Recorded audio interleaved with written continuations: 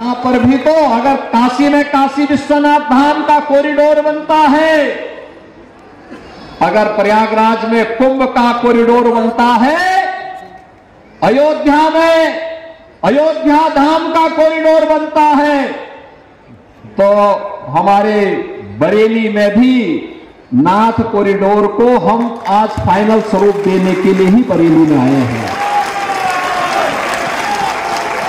भाइयों बहनों, नाथ कॉरिडोर को जोड़ने वाले जितने भी महत्वपूर्ण मार्ग हैं, इन सबको स्वीकृत देने के बाद ही हम बरेली आए हैं। और अगली बार जब आएंगे इन सबका लोकार्पण करने जरूर आएंगे, क्योंकि ये हमारी विरासत की पहचान है। यही तो प्रधानमंत्री मोदी जी ने कहा था। आजादी के अमृत महोत्सव को संबोधित करते हुए प्रधानमंत्री मोदी जी ने 140 करोड़ भारतवासियों के सामने एक लक्ष्य रखा, और वह लक्ष्य रखा कि हमें आज तो हम देश की आजादी के 75 वर्ष पूरे कर रहे हैं, लेकिन जब देश अपनी आजादी का 100 वर्ष पूरा करेगा, शताब्दी महोत्सव मनाएगा, तब कैसा भारत चाहिए? कैसा भारत चाहिए? एक ऐसा भारत जिसे आप विकसित भारत कह सकते हैं। हर चेहरे पर खुशहाली हो, हर नौजवान के हाथों में रोजगार हो, हर किसान खुशहाल हो, हर बहन और बेटी अपने आप को सुरक्षित महसूस करे, हर व्यापारी अपने व्यापार के माध्यम से देश की प्रगति के मार्ग में मजबूती के साथ सहभागी बने। भारत का हर नागरिक अपने कर्तव्यों का निर्वहन करते हुए इस दिशा में प्रयास करेगा, तो विकसित भारत बनने से दुनिया की कोई ताकत रोक नहीं सकती है। और इसके लिए प्रधानमंत्री जी ने 5 संकल्प पंच प्रण के रूप में हम सबके सामने रखे। ये पंच प्रण उसी संकल्पना का आधार है जिस विकास की योजना को लेकर आज हम सब यहां पर आए हैं। उन्होंने कहा, आत्मनिर्भर भारत के लक्ष्य के लिए वोकल फॉर लोकल, हमें अपने स्थानीय उत्पाद को प्रमोट करना पड़ेगा, स्थानीय हस्तशिल्पी को सम्मान देना पड़ेगा, स्थानीय कारीगर के कार्य को महत्व देना पड़ेगा। और इस दिशा में चाहे वह किसान हो, चाहे वह राजमिस्त्री हो, चाहे वह हमारा कारीगर हो, इनके कार्यों को सम्मान देते हुए इसे आगे बढ़ाना। 1 डिस्ट्रिक्ट 1 प्रोडक्ट की योजना और पीएम विश्वकर्मा या पीएम विश्वकर्मा श्रम सम्मान की योजना उसी क्रम में लागू की गई योजना है। गुलामी के अंशों को सर्वथा समाप्त करना। हम गुलामी की मानसिकता से नहीं जी सकते कि यूरोप और अमेरिका में अच्छा, दुनिया में अच्छा, हमारा खराब, ये नहीं हो सकता। हमारा जो है वो सबसे अच्छा है, सबसे उत्कृष्ट कोटि का है, और अगर कहीं कोई कमी है उसका परिमार्जन करके उसको कृष्णतम बनाने का कार्य करेंगे। यह है गुलामी की मानसिकता से मुक्त होने का एक लक्ष्य। अपनी विरासत पर गौरव की अनुभूति करना। आपने देखा होगा विरासत पर गौरव की अनुभूति। आजादी के अमृत महोत्सव वर्ष में एक विजन दिया गया था, हर घर तिरंगा का। एक कार्य दिया गया था, हर उस परिवार के साथ मिलिए जो देश की आजादी के लिए लड़ा था। प्रधानमंत्री मोदी जी के विजन पर कार्य करने का परिणाम है कि आज एक नए उत्तर प्रदेश का दर्शन हम सब कर पा रहे हैं। और उससे भी बढ़कर है कि 500 वर्षों का वह संकल्प आज पूरा हो रहा है जो हमारे पूर्वजों ने देखा था। अयोध्या में राम विराजमान होंगे फिर से। हम इस संकल्प को पूरा करेंगे और इस संकल्प आज पूरा हो रहा है। अयोध्या में 500 वर्षों के बाद जब 22 जनवरी को प्रधानमंत्री मोदी जी के करकमलों से प्रभु राम अयोध्या में अपने भव्य मंदिर में विराजमान होंगे, तो देश ही नहीं पूरी दुनिया के अंदर जहां कहीं भी सनातन धर्मावलंबी रहता है उसको तो गौरव की अनुभूति होगी ही, उसके चेहरे पर एक खुशहाली तो होगी। मेरा ये मानना है 22 जनवरी का कार्यक्रम दुनिया के अंदर जहां कहीं भी सभ्यता और संस्कृति को कुचला गया होगा, उनमें एक आस है उनके लिए एक नया विश्वास है 22 जनवरी का कार्यक्रम। और 22 जनवरी का प्राण प्रतिष्ठा का यह महोत्सव हम सब अपने तरीके से कार्यक्रम प्रारंभ करें। 14 जनवरी से लेके 20 जनवरी तक, 21 जनवरी तक हमारा एक ही कार्यक्रम होना चाहिए, स्वच्छता का कार्यक्रम। अपने गांव में, अपने नगर में, अपने वार्ड में, अपने मोहल्ले में स्वच्छता के कार्यक्रम को जुड़ना। प्लास्टिक फ्री, कहीं कूड़ा कचरा नहीं होना चाहिए। जैसे दीपावली के पहले अब अपने घरों की सफाई करते हैं, अपने नगर को सफाई करिए। आज प्रभु अयोध्या में विराजमान हो रहे हैं, कल मेरे घर में, मेरे गांव में, मेरे नगर में विराजमान होंगे। इस दिश से सफाई की तैयारी करना, स्वच्छता के लक्ष्य को प्राप्त करना हमारा प्रयास होना चाहिए। 14 से स्वच्छता अभियान, 16 जनवरी से हर देव मंदिर में राम नाम संकीर्तन, अखंड रामायण के पाठ की तैयारी करिए। गांव गांव में रामलीलाओं का मंचन करिए। और 22 के कार्यक्रम को स्क्रीन लगा करके लाइव देखिए। 22 को सार्वजनिक अवकाश होगा और उस सार्वजनिक अवकाश के दिन भाइयों बहनों, उस दिन स्क्रीन लगा करके वहां के कार्यक्रम को देखो। उस दिन अपने अपने गांव में, अपने अपने नगर में भंडारा का आयोजन करो। और सायकाल घर में भी, मंदिरों में भी, सार्वजनिक स्थानों पर भी दीपोत्सव के दीपों के माध्यम से एक बार नए भारत की नई दीपावली मना करके राष्ट्रीय पर्व के रूप में हम लोग 22 जनवरी के कार्यक्रम के साथ जुड़ेंगे तो ये आने वाली पीढ़ियों के लिए एक नई प्रेरणा होगी। और नया भारत प्रधानमंत्री मोदी जी के नेतृत्व में अपने दम पर भारत को दुनिया की सबसे बड़ी ताकत के रूप में स्थापित करेगा। इस विश्वास के साथ आप सबको 3400 से अधिक करोड़ रुपए की इन परियोजनाओं के लिए मैं हृदय से बधाई देता हूं। मकर संक्रांति और प्राण प्रतिष्ठा महोत्सव की अपनी शुभकामनाएं भी देता हूं और आपका आह्वान भी करता हूं कि आपको अयोध्या आना है, लेकिन 22 के बाद जिस दिन आपके जनप्रतिनिधि और संगठन के लोग कार्य योजना बनाएंगे, उस कार्यक्रम के तहत आपको अयोध्या आकर के प्रभु के दर्शन करने के लिए अपने आप को तैयार करना है। सब लोग तैयार हैं ना अयोध्या आने के लिए? तो अपने अपने विधायक और सांसद को पकड़ करके भी से अपनी तिथि तय करवाना 22 के बाद। सहमत है ना? और मैं उनसे कहूंगा कि वे अपने अभी से 2, 4, 5 गाड़ियां बुक करवा लेंगे और तिथि बताएंगे। उस दौरान यहां से चलिए, आराम से लखनऊ में रुकिए। सांसद विधायक साथ में रहेंगे तो लोग जलपान भोजन भी करवाएंगे। अयोध्या में दर्शन भी हम लोग करवाने की व्यवस्था करेंगे और फिर वापसी में भी थोड़ा घर के कार्य के साथ साथ कुछ काम परिवार के कार्य हो और कुछ राम के नाम पर भी समय निकाल करके आप दर्शन करने के लिए आप अयोध्या अवश्य आएंगे। आप सबके प्रति मेरी शुभकामनाएं। धन्यवाद। जय जय सीताराम। हम बुला रहे हैं कुमारी शिवानी। इन्होंने चीन में आयोजित अंतर्राष्ट्रीय बीच एसोसिएशन सेपक टाकरा में उत्तर प्रदेश का प्रतिनिधित्व किया और तृतीय स्थान प्राप्त किया। इसी क्रम में श्री अमन सिंह आप अवमुक्त की जा चुकी है और इन्हें प्रतीकात्मक सपनों के घर की चाबी प्रदान की जा रही है। उत्तर प्रदेश राज्य ग्रामीण आजीविका मिशन के अंतर्गत लखपति दीदी श्रीमती प्रियंका कुमारी, आपने अब तक 4,86,000 का कमीशन प्राप्त कर चुकी हैं। और इसके बाद श्रीमती शाहाना बेग, सचिव सागर प्रेरणा संघ, 1000 रुपए प्रदान किया जा रहा है।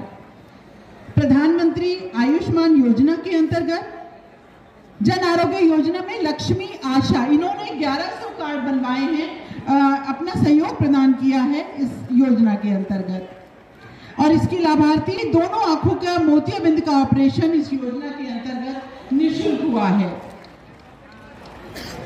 श्रीमती अबिता, आप अबिता जी का कैंसर का ऑपरेशन इस योजना के अंतर्गत निःशुल्क हुआ है।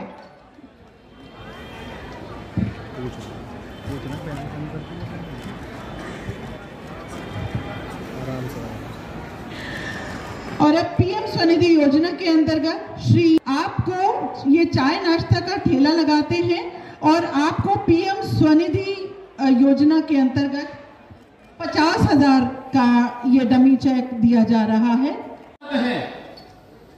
इन सबको स्वीकृत देने के बाद ही हम बरेली आए हैं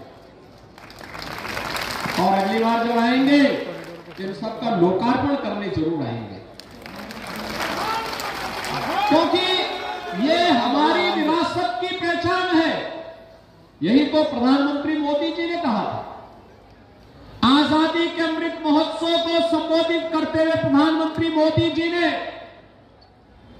140 करोड़ भारतवासियों के सामने एक लक्ष्य रखा और वह लक्ष्य रखा कि हमें आज तुम देश की आजादी के 75 वर्ष पूरे कर रहे हैं, लेकिन जब देश अपनी आजादी का 100 वर्ष पूरा करेगा, शताब्दी महोत्सव मनाएगा, तब कैसा भारत चाहिए, कैसा भारत चाहिए?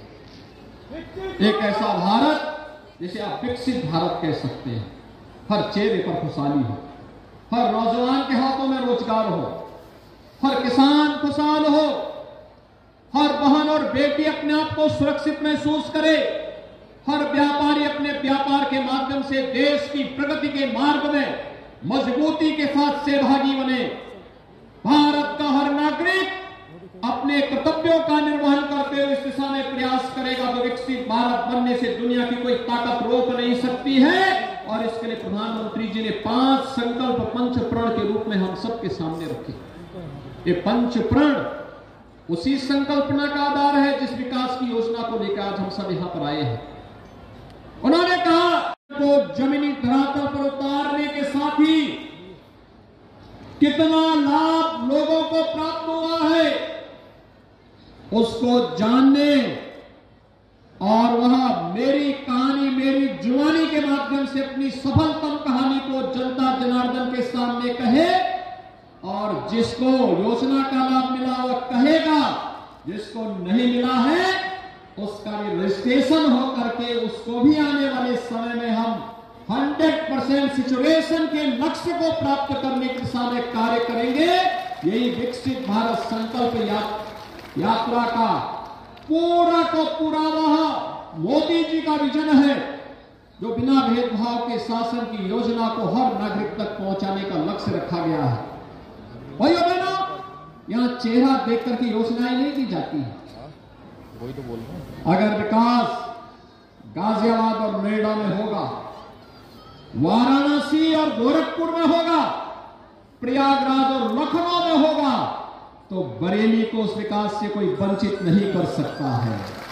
करते हैं अच्छा, यहां पर भी तो अगर काशी में काशी विश्वनाथ धाम का कॉरिडोर बनता है, अगर प्रयागराज में कुंभ का कॉरिडोर बनता है, अयोध्या में अयोध्या धाम का कॉरिडोर बनता है, तो हमारे बरेली में भी नाथ कॉरिडोर को हम आज फाइनल स्वरूप देने के लिए ही बरेली में आए हैं। नाथ कॉरिडोर थे जो बहन और बेटी की सुरक्षा के लिए खतरा बने हुए थे, लेकिन आज उत्तर प्रदेश पुलिस उनके लिए खतरा बनी हुई है जो प्रदेश की पहचान के लिए खतरा थे।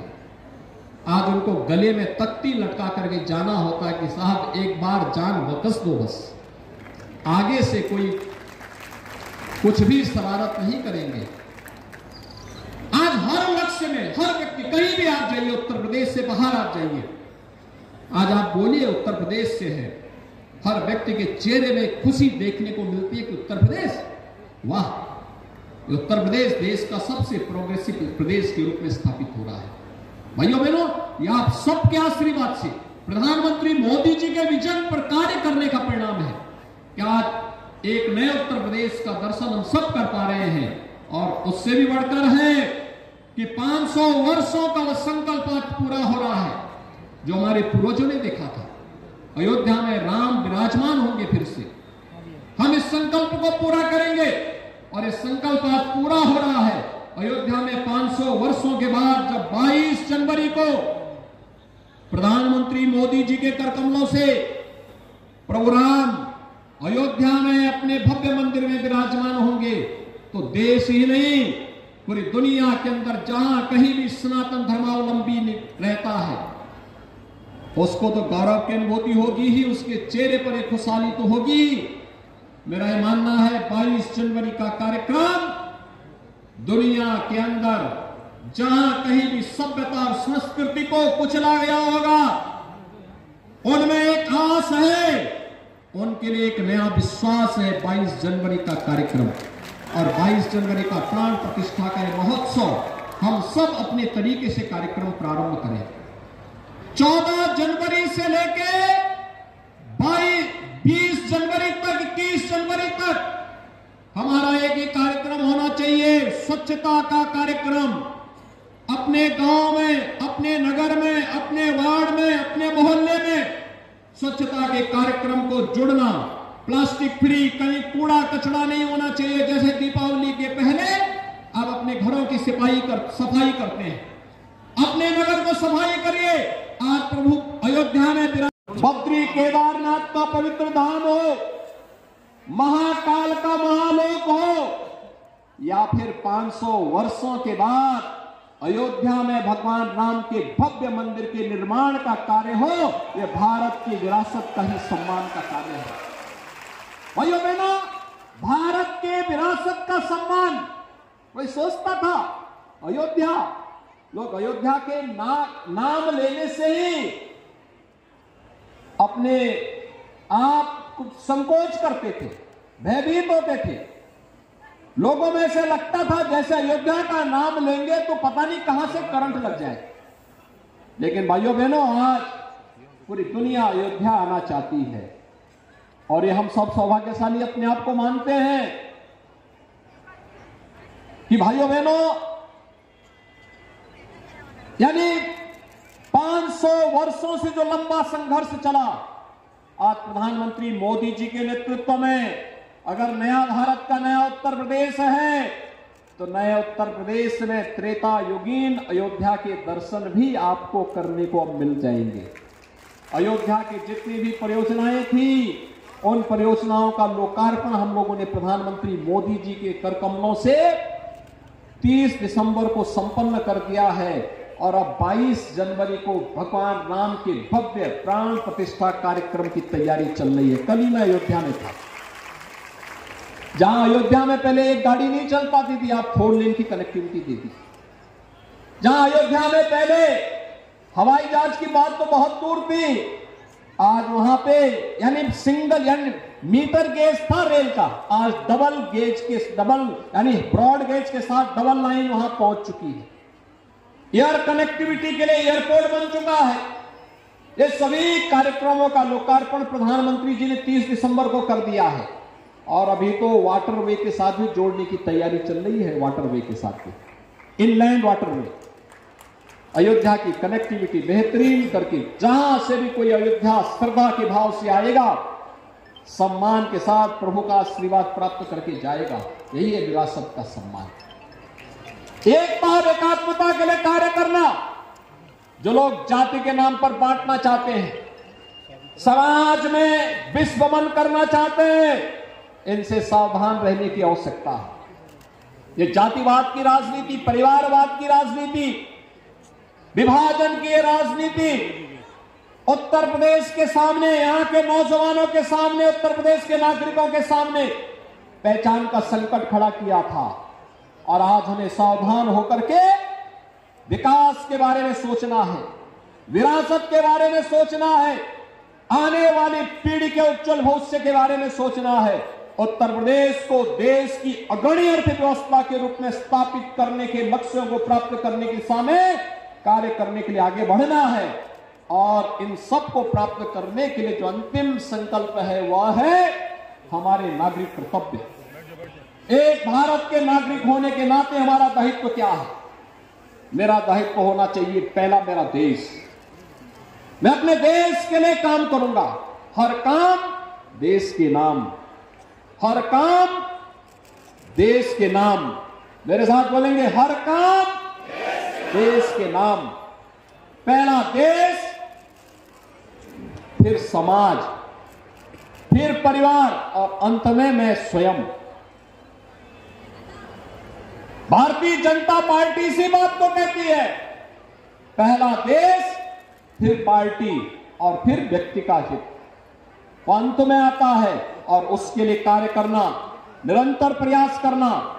आज जब हर ओर से सर्वांगीण विकास के लक्ष्यों को प्राप्त करने की दिशा में कार्य हो रहा है, तो भाइयों बहनों, हमें इस बात को मान के चलना चाहिए, हम सब इस नए भारत में किसी न किसी रूप में अपना योगदान दे रहे हैं। 2047 के लक्ष्य को प्राप्त करने की दिशा में हमें निरंतर मिलकर के कार्य करना है। विकसित भारत संकल्प यात्रा का यही संकल्प है, और इसी संकल्पना के साथ यह कार्यक्रम आगे बढ़ रहा है। आज तो उत्तर प्रदेश आपने देखा होगा, 17 के पहले का उत्तर प्रदेश भी आपके सामने था। इस बरेली में महीनों कर्फ्यू लगता था।